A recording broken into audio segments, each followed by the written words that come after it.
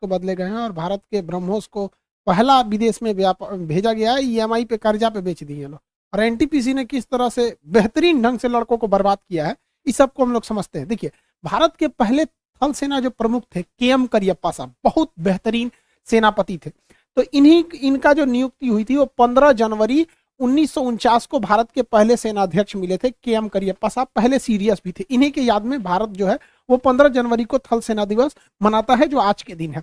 इस दिन क्या किया गया, भारतीय सेना का जो कॉम्बैट ड्रेस है, लड़ाई लड़ने वाले ड्रेस है, इसको चेंज किया गया। ये काफी पुराना मॉडल है, देखने में हमारी इसके साथ भावनाएं भी जुड़ी हैं, लेकिन ये लड़ाई के दौरान छुपते थे सैनिक तो आराम से पता चल जाता था।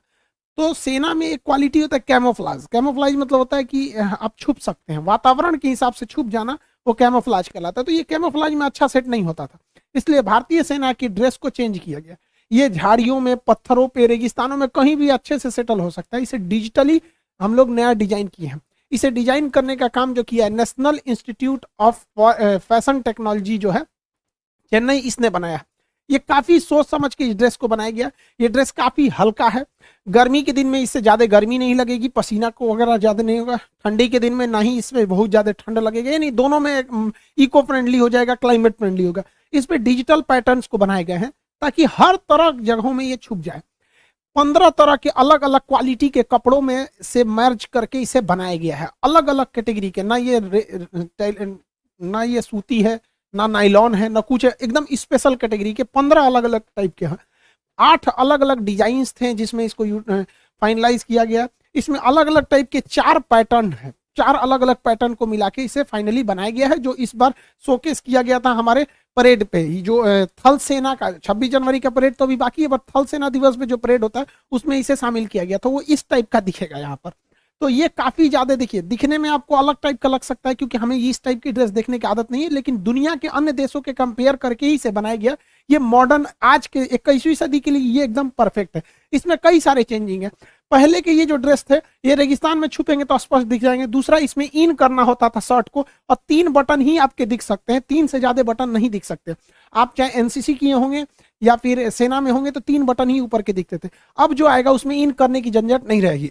इससे क्या है कि सेना वालों को काफी रिलीफ मिलेगा, कहीं पहाड़ वगैरह पे चढ़ने में काफी आसानी होगी। बेल्ट लगाएंगे, बेल्ट अंदर रहेगा, आर्मी की बेल्ट बहुत जबरदस्त होती है, बट इन करने का झमेला नहीं रहेगा। दूसरा, ये कैमोफ्लेज। कैमोफ्लेज मतलब अगल बगल के जगह के हिसाब से हमारा ड्रेस दिखता है या नहीं, तो कैमोफ्लेज के हिसाब से ये बहुत बेस्ट है। जैसे यहाँ देखिए, ये सैनिक पहाड़ के अंदर से यहाँ पर यूएस आर्मी का ये ड्रेस है, तो इसमें अगर हम लोग ये वाला ड्रेस पहन के अगर गए रहते हैं तो कैमोफ्लेज अच्छे से नहीं हो पाता। और देखेंगे पहाड़ी या रेगिस्तानी एरिया में ये वातावरण के हिसाब से ये बेहतरीन ढंग से कैमोफ्लेज कर गया, लेकिन अगर ये वाला ड्रेस यहाँ पे अगर फिट किया जाएगा तो देखिए इजीली ये डिटेक्ट हो जाएगा। इसलिए कैमोफ्लेज अच्छा हो सके इसलिए आर्मी ने भी अपने ड्रेस को चेंज किया। हालांकि नेवी पिछले साल ही अपने ड्रेस को चेंज की थी। आप देखिए, आर्मी का ये कॉम्बैक्ट ड्रेस है, जबकि नेवी का कॉम्बैक्ट ड्रेस पिछले साल ही चेंज हो गया था। नेवी के ड्रेस में देखिएगा ब्लू वाला हिस्सा ज्यादा है। इससे क्या होगा कि अगर ये समुद्र वगैरह के एरिया में कहीं जाते हैं तो समझ में नहीं आएगा दुश्मनों को कि समुद्र है या वहां पे कोई कचड़ा वगैरह या पेड़ पौधा गिरा हुआ है। इससे छुपने में काफी ज्यादा सहूलियत हो जाएगी नेवी को।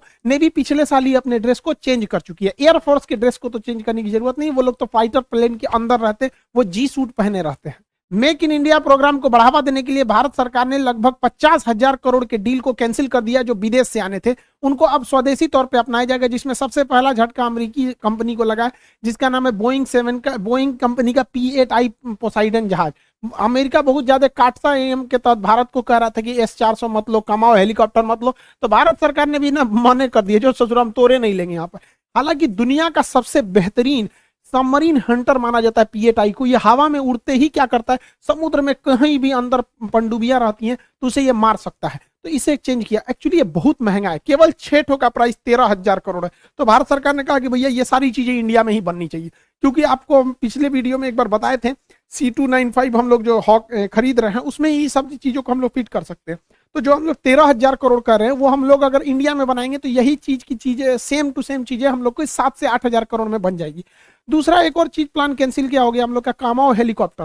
हालांकि ये बहुत बेहतरीन हेलीकॉप्टर है, ये भी सबमरीन हंटर है। इसके नीचे जो लगा होता है ये लगा होता है रडार, ये नीचे से सबमरीन को पकड़कर डिटेक्ट कर लेता है सबमरीन कहां पर छुपी हुई है। लेकिन इसमें दिक्कत क्या था, काटसा एक्ट के तहत इसका इंजन सैफरॉन इंजन फ्रांस बना रहा था, तो अमेरिका ने फ्रांस को कह दिया कि तुम रूस को इंजन मत दो, तो रूस ने कहा कि हम दूसरा इंजन लगा के भारत को देंगे। भारत ने कहा तू सबसे दूसरा इंजन बनाएगा, वो कैसा होगा कैसा नहीं, प्लाने कैंसिल कर देते हैं। हालांकि भारत को ये नहीं करना चाहिए था, क्योंकि कामो हेलीकॉप्टर काफी सस्ते थे। ये लगभग 6,000 करोड़ में हमको 150 हेलीकॉप्टर मिल रहे थे, तो बहुत सस्ता था, इससे सस्ता हेलीकॉप्टर नहीं था। तो ये काफी ज्यादा जरूरत था। हालांकि हम लोग चाहते तो फ्रांस से इंजन डायरेक्ट खरीद लेते, बॉडी खरीद लेते रूस से, कहते कि भैया हम रूस से खरीदे काम, तो बस असेंबल कर रहे हैं यहाँ पर, और फ्रांस दे भी देता। फ्रांस के साथ बहुत ज्यादा मतलब अमेरिका की दोस्ती नहीं चल रही है, ऑस्ट्रेलिया के मैटर को लेकर फ्रांस और अमेरिका में अभी दुश्मनी चल रही है। हम ये क्यों कह रहे हैं कि ये बहुत ज्यादा जरूरी था, क्योंकि हमारे पास P-8I पहले से मौजूद है, तो P-8I काफी दूर तक जा सकता है। तो हम लोग क्या करते, अगर ये हेलीकॉप्टर रहता तो पास के एरिया में हम अपने हेलीकॉप्टर को डिप्लॉय कर देते, कोई भी पनडुब्बी नहीं आ पाती। और रही बात दूर के एरिया में, तो दूर के एरिया में हम लोग ये P-8I विमान को तैनात कर देते। यहाँ पर P-8I जो है, P-8I ये सबमरीन हंटर है यहाँ पर। तो आपको क्या लगता है, हम लोग को ये ले लेना चाहिए? हालांकि भारत सरकार अभी इस पर विचार कर रही है, मेक इन इंडिया के तहत इसे बनाया जाएगा। दूसरा, all train combat vehicle. All train का मतलब है कैसे भी जगह, उबड़ खाबड़, पानी, कीचड़, कहीं भी जाने वाला कॉम्बैक्ट जो गाड़ियां होती हैं, इसे भी भारत खरीद रहा था, लेकिन अभी भारत सरकार ने मना कर दिया, कहा कि हम इसे अब मेक इन इंडिया के तहत इंडिया में ही बनाना होगा, हम बाहर से इसे नहीं खरीदेंगे। इसमें सबसे अच्छा पहल टाटा ने किया है। टाटा इस तरह के कॉम्बैक्ट व्हीकल बना के देने के लिए तैयार है। और टाटा का लोहा ट्रक देखिए ना, टाटा का कितना मजबूत होते हैं सब, तो इसके लिए टाटा को सल्यूट, उसने बहुत बेहतरीन काम किया यहाँ पर। दूसरा, quick reaction surface to air missile. SAM का मतलब होता है सरफेस टू एयर मिसाइल, जहाज को मार के गिराने वाले को सैम कहते हैं। लॉन्ग रेंज रहेगा तो LR सैम रहेगा, मीडियम रेंज रहेगा तो MR सैम रहेगा। बस लॉन्ग रेंज है तो LR रखिए, सैम सब में रहेगा surface to air. Medium range है तो MR सैम हो जाएगा, शॉर्ट रेंज है तो शॉर्ट रेंज हो जाएगा। एकदम फटाक से हमला करने वाला था, quick response surface to air missile. तो ये भी विदेश से खरीदा जा रहा था। इसमें सबसे आगे था इस दौड़ में इजराइल, लेकिन भारत ने कहा कि नहीं, इसे हम स्वदेशी तौर पर ही विकसित करेंगे। अच्छी बात है, ताकि हम लोग स्वदेशी तौर पर विकसित करेंगे तभी जाके हम लोग आगे जाके एडवांस कर पाएंगे। इसमें सबसे बड़ी कामयाबी मिली है ब्रह्मोस की। ब्रह्मोस दुनिया के सबसे तेज चलने वाली क्रूज मिसाइल है। इसको हम लोगों ने पहली बार विदेश में बेचना चालू कर दिया, और वो भी जिस देश को बेच रहे हैं उसे हम लोग ने कर्जा पे दे दिया कि भैया किस्तों में पैसा देना। तो ब्रह्मोस मिसाइल का रेंज जो है, अभी हमारे पास 290 किलोमीटर का रेंज है, लेकिन भारत MTCR का सदस्य हो गया है। जो भी देश MTCR का सदस्य नहीं है, मिसाइल टेक्नोलॉजी कंट्रोल रिलम, जो इसके सदस्य हैं, वही 300 किलोमीटर से ज्यादा मारक क्षमता की मिसाइलों को बना सकते हैं और बेच सकते हैं। तो भारत अब इसका सदस्य बन चुका है, लेकिन जब ब्रह्मोस बनाया जा रहा था तो उसका सदस्य नहीं था। तो हम लोग इस ब्रह्मोस मिसाइल को बेच रहे हैं। तो ये क्या चीज है भैया, इसकी स्पीड 3 मैक है। मैक का मतलब होता है ध्वनि से कितना गुना ज्यादा है, 2 मैक का मतलब ध्वनि से 2 गुना ज्यादा है। आप सब लोग को साउंड का वेव स्पीड पता होना चाहिए, 330 मीटर पर सेकंड हम लोग इसको नापते हैं। हालांकि इसकी चाल की खोज लाप्लाक्स ने किया था। क्वेश्चन अक्सर पूछता है ध्वनि की चाल की खोज लाप्लाक्स ने किया था, इसे V0 से दिखाते हैं। तो मैक का मतलब होता है ध्वनि की चाल से कितना तेज चल रहा है। तो इसकी रफ्तार 3 मैक है, यानी ये ध्वनि की चाल से 3 गुना। तो आप बताइए 330 का 3 गुना करेंगे तो 1000 से पार हो जाएगा यहाँ पर, यानी 1000 हो जाएगा। ये 1000 मीटर पर सेकंड, यानी ब्रह्मोस की चाल 1 किलोमीटर पर सेकंड होती है। 1 सेकंड में 1 किलोमीटर, इतना खतरनाक है। इसी को कहते हैं सुपरसोनिक। सुपरसोनिक का मतलब होता है जो ध्वनि की चाल से तेज चलती है, सुपरसोनिक मिसाइल है। और ये क्रूज मिसाइल है। देखिए क्रूज मिसाइल क्या होती है, ये हवा में पहले जाती हैं और उसके बाद मुड़ जाती हैं, इसे हम कहते हैं क्रूज मिसाइल। क्रूज मिसाइल बहुत ज्यादा दूर तक नहीं जा सकती हैं, लेकिन इसका फायदा ये होता है कि ये 50 मीटर से नीचे रहती हैं, जिस वजह से इसे दुश्मन का रडार पकड़ नहीं पाता है। ये इतने कम ऊंचाई पे होती है, इसलिए पेड़ वाली मिसाइल कहते हैं, ट्री मिसाइल कहते हैं। दुनिया के किसी भी लड़ाई में सबसे ज्यादा काम आती हैं, तो यही वाली मिसाइलें काम आती हैं। दुश्मन को पुल तोड़ना, ध्वस्त करना, ये बहुत ज्यादा जरूरी है। जबकि बैलिस्टिक मिसाइल देखिएगा तो ये दूर तक मार करती है। ये सबसे पहले अंतरिक्ष में जाती है, या अंतरिक्ष में गया, उसके बाद लौट के आके मारती है, जैसे भारत का अग्नि। तो भैया इसका जरूरत ना बराबर है, और जिस दिन इसकी जरूरत पड़ गई ना, समझिए तृतीय विश्व युद्ध चालू हो गया। तो छोटे मोटे कॉन्फ्लिक्ट में हमें बैलिस्टिक की तो जरूरत नहीं पड़ेगी, क्रूज की ही जरूरत पड़ेगी। तो क्रूज मिसाइल के मामले में सबसे बेहतरीन है ब्रह्मोस। रूस और भारत ने बनाया, और इसको फिलीपीन खरीद रहा है। पूरी दुनिया का रूल है कि कोई भी देश अपने समुद्री सीमा से 200 नॉटिकल मील तक ही वो किसी भी एरिया को दावा कर सकता है, वहां पे समुद्र, कोयला, पानी, पेट्रोलियम, मछली को पकड़ सकता है। लेकिन चाइना कहता है कि ना हम 200 नहीं ससुरा, हम 900 किलोमीटर तक कब्जा करेंगे। उसका कहना है ना कि ये दक्षिणी चीन सागर सागर नहीं है, जमीन है, ये हमारा हिस्सा है, बहुत साल पहले ही जमीन था। वहां बैल है, इस 9 डैश लाइन कहता है इसको। क्वेश्चन पूछेगा 9 डैश लाइन किस सागर में है? दक्षिणी चीन सागर, दुनिया का सबसे बड़ा समुद्र है। अब यहाँ पे ना जो छोटे छोटे द्वीप हैं सब स्प्रेटले द्वीप और पैरासेल द्वीप, इस पर बताइए। अमूमन तो ये होना चाहिए इन सारे देशों का, इकता नहीं उन मेरा है यहाँ पर, इसलिए ये इन लोगों को धमकाते रहता है। इसलिए फिलीपीन जो देश है ये, इसकी राजधानी मनीला है। मनीला जो है एशियाई विकास बैंक का मुख्यालय मनीला में, अंतर्राष्ट्रीय चावल अनुसंधान केंद्र भी मनीला में है। इसका दूसरा सबसे बड़ा द्वीप मिंडनाओ है। तो ये फिलीपीन जो है, फिलीपीन कहा कि भैया हमको ये चाइना की नेवी चली जाती है, इस नेवी को मारने के लिए सबसे तगड़ा मिसाइल की जरूरत है। तो भारत से 3000 करोड़ रुपया में, कितना में?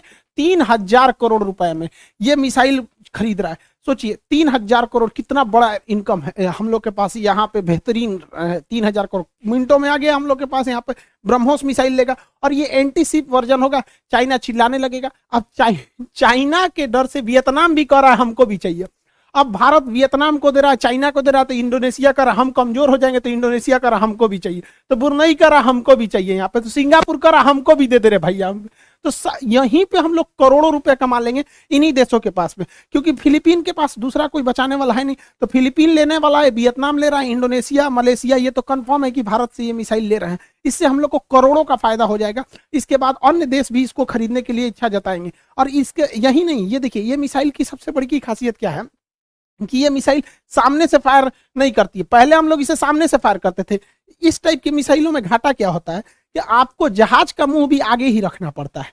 जैसे मान के चलिए उधर दुश्मन का जहाज है, तो ऐसे मिसाइल थोड़ा आएगी, आपको जहाज भी घुमाना पड़ेगा। लेकिन भारत ने इसको इतना एडवांस बनाया है कि आगे अब रखने की जरूरत ही नहीं है। इसमें वर्टिकल लॉन्च है, पहले ऊपर चल जाएगा, उसके बाद कहिए कि किन्ने मुड़ना है। अब मान के चलिए 90 डिग्री चला गया, अब किधरों मोड़ दीजिए, उसको क्या फर्क पड़ता है। लेकिन अगर ऐसे रहेगा तो फिर पीछे तो नहीं मार सकता है, ये कहीं भी रहेगा 360 डिग्री पे मार सकता है। यही वाला खरीद रहा है लोग, पूरी दुनिया का सबसे तेज। और ये क्रूज मिसाइल है बेहतरीन। भारत के पास जो है वो तो स्टील थे, रेडारों में नहीं आएगा। तो हम लोग का नेवल वर्जन तैयार है और एयरफोर्स वाला भी वर्जन तैयार है। तो अगर वो नेवी का खरीदा है तो अगले दिन एयरफोर्स का भी खरीदेगा। एयरफोर्स के अलावा जमीन पर भी मार करने वाला अवेलेबल है, ये भी खरीदेगा वहां पे। अब पानी के अंदर से बताइए तो मिसाइल कहाँ से आया है? तो पानी के अंदर कोई पनडुब्बी होगी, वही छोड़ी है यहाँ पे। हमारे पास हर टाइप का ब्रह्मोस है। तो भारत पहली बार, बचपन में हम लोग देखते थे भारत खाली हथियार खरीद रहा है, अब इतना खुशी होता है कि भारत हथियार अब बेच भी रहा है। आसियान देशों में ब्रह्मोस बेचने के बाद भारत का अगला टारगेट रहेगा ये ब्राजील और अर्जेंटीना में इसको बेचना। ये अगर इसको बेचेंगे तो हम लोग के पास बहुत ज्यादा डिफेंस को बेच के फायदे हो जाएंगे। देखिए आज वायुसेना ने भी अपना रिपोर्ट को पब्लिक कर दिया, जो हमारे सीडीएस बिपिन रावत सर का तमिलनाडु के कुल्लूर में जो MI-17 V5 हेलीकॉप्टर क्रैश किया था, इसका ब्लैक बॉक्स के जो भी जांच किया गया, इसमें जो भी वॉइस को देखा गया, इसके आधार पर बताया गया कि किसी भी प्रकार का मैकेनिकल या टेक्निकल फेल्योर इसमें नहीं देखा गया था।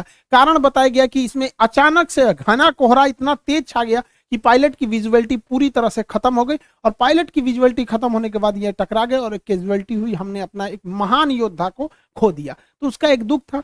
तो अभी क्या हुआ, रिजल्ट आया रेलवे RRB NTPC का। इसने लड़कों को एक नया दुख देके रख दिया। इसने क्या किया है कि कहा था कि 20 गुना रिजल्ट देंगे। इसकी कहानी टोटल सुनिए। 2019 में इसकी वैकेंसी निकली, एग्जाम में नहीं ले रहा था। 2020 में हम लोगों ने speak up for railway SSC का कैंपेन चलाया, तब ससुरा एग्जाम लिया। एग्जाम लेने के बाद क्या किया, रिजल्ट नहीं दिया। फिर दिसंबर 2021 में हम लोग कैंपेन किए, 8 मिलियन ट्वीट किए लोग कि रिजल्ट दो, तो रिजल्ट दिया ससुरा। रिजल्ट में कहा था 20 गुना देंगे, 3 से 4 गुना रिजल्ट दिया है, और कह रहा है कि 20 गुना है। कैसे किया? इतना बड़का चोर है ससुराई कि एक लड़का का, एक कैंडिडेट का 4 जगह 4 बार रिजल्ट दिया और उसको 4 जगह गिन रहा है। देखो 4 गुना है यहाँ पे।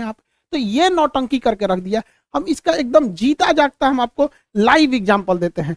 यहाँ पे देखिए, जैसे देखिए PK सर है, मैथ पढ़ाते, पहले ये धनबाद में रेलवे डिपार्टमेंट में थे, नौकरी छोड़ के आए, लड़कों के लिए मैथ वाला बताए। 2019 में अमूमन क्या होता है, पैटर्न जानने के लिए भी फॉर्म भर देते हो, तो सर भी फॉर्म भरे थे। इनका रिजल्ट 3 जगह दिया है, खुद नौकरी छोड़ के आ रहे हैं। यहाँ भी रिजल्ट दिया है, यहाँ भी दिया है, यहाँ भी दिया है, जबकि सर को कहीं नौकरी नहीं करना। वो अमूमन आदमी ऐसे भर देता था कि चलो पैटर्न को देखना है। और ये 2019 का है, ये 2022 में किसको पता रहता है क्या होगा क्या नहीं रहेगा।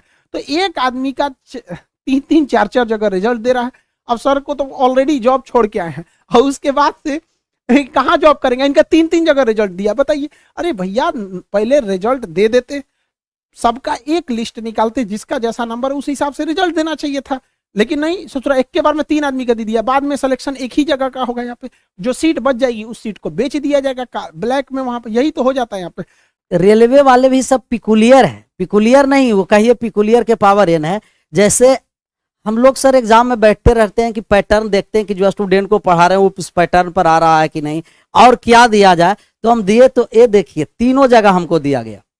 जिस प्रकार के पीछे बार जो एनटीपीसी में दिया रिजल्ट, जैसे पहले पीटी लिया गया, उसके बाद फिर पीटी में सबका रिजल्ट हुआ, उसके बाद मेंस में फिर साइको दीजिए अपना पोस्ट बाय पोस्ट, जिनका टाइपिंग था वो टाइपिंग दिया। लेकिन अभी क्या किया कि सर पहले ही बार पीटी में ही पोस्ट वाइज कर दिया। लेकिन ऐसे सरकार को नहीं करना चाहिए था, रेलवे चेयरमैन को। मेन था कि सर पहले पीटी में सबका क्लियर कर देता। 20 गुना सिर्फ नाम मात्र का, लगभग 3 से 4 गुना। जैसे एक ही विद्यार्थी को 5 बार गिना जा रहा, तो 4 पंच 20 गुना उसी को कर दिया। देखिए इसमें एक और समस्या क्या है, इंटर वालों को तो पूरा बर्बाद कर दिया है। इंटर वालों को तो मतलब ऐसा बर्बाद किया जिसका कोई हद नहीं। ग्रेजुएशन वालों को तो थोड़ा बहुत बक्सा भी है। इस वजह से देखिए, दूसरा है कि हम लोग जो 3 टीचर पॉलिसी थी कि भाई एक पहले हम पढ़ा देते थे, सारे टीचर पहले एक बार पढ़ाते, फिर दूसरे टीचर आएंगे उसको रिवीजन कराएंगे, तीसरे टीचर आके उससे क्वेश्चन पूछेंगे। और जो ऑफलाइन में आएंगे लड़के उनके लिए तो 4 टीचर पॉलिसी रखे, एक स्पेशल टीचर लाठी लेके खाली पीटने के लिए वहां पे। लेकिन बड़ा तकलीफ होता है इतना मेहनत करने के बाद भी लड़कों के लिए, जब जानबूझ के बर्बाद किया जाता है इस तरह से, तब काफी ज्यादा तकलीफ होती है। यहाँ पे लड़कों के लाइफ से खेल रहा है। और इसके लिए लड़के आप टेंशन नहीं लेंगे, आपके एग्जाम के लिए, रिजल्ट के लिए हम लोग साथ खड़े थे। आपका जब फोटो रिजेक्ट किया था, जो काले लड़के थे उनका फोटो रिजेक्ट कर दिया था, 4-4.5 लाख लड़कों का, 3 महीना लड़ा आदमी, लेकिन रिजल्ट वापस लेके आया था, उनका मॉडिफिकेशन लिंक। इसको भी सुधारा जाएगा। और एक स्टूडेंट क्या कह रहा था कि सर आप हम लोग के लिए आवाज उठाइए। अरे यार तुम्हें बोलना पड़ेगा कि स्टूडेंट के लिए आवाज उठाएं। हम किस समय आपकी आवाज नहीं उठाएं? जब भी आपके साथ कोई समस्या होगी हमेशा आपके साथ खड़े रहेंगे, हमेशा आपके हक के लिए आवाज उठाएंगे। और जिस दिन खान सर आपके लिए आवाज नहीं उठाएं उस दिन समझ जाइए कि ऊपर वाले ने खान सर को उठा लिया। हम लोग बहुत जल्दी इसको वेल तरीके से सारे टीचर्स के साथ हम भी सबको कॉल कर रहे हैं कि आगे क्या रणनीति है, इसको कैसे सुधारा जाएगा, सुधार के हम लोग लिया जाएगा। आई होप आप अपना उम्मीद नहीं खोएंगे, आगे फिर से जो नेक्स्ट एग्जाम है उसके लिए भी तैयारी में लगे रहेंगे। मिलेंगे नेक्स्ट क्लास में। जय हिंद।